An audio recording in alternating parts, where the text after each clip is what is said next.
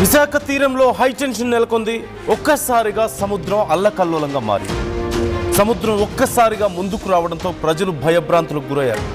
Footpath, view points వరకు రాకాసి అలలు ఎగిసి పడుతున్నాయి. సముద్రం అల్లకల్లోలంగా మారడంతో పర్యాటకులు, స్థానికులను ప్రస్తుతం అధికారులు అప్రమత్తం చేశారు. సముద్రంలో మార్పుతో ఆర్కే బీచ్ సమీప ప్రాంత ప్రజలు భయాందోళనకు గురవుతున్నారు. ఆగస్టు తర్వాత తీవ్ర తుఫానులు సంభవించినప్పుడు మాత్రమే సహజంగా సముద్రం ముందుకు వస్తుంది. అయితే జూన్లోనే సముద్రం ఇప్పుడు ముందుకు రావడంతో ఆందోళన వ్యక్తం చేస్తున్నారు వాతావరణ శాఖ నిపుణులు సైతం.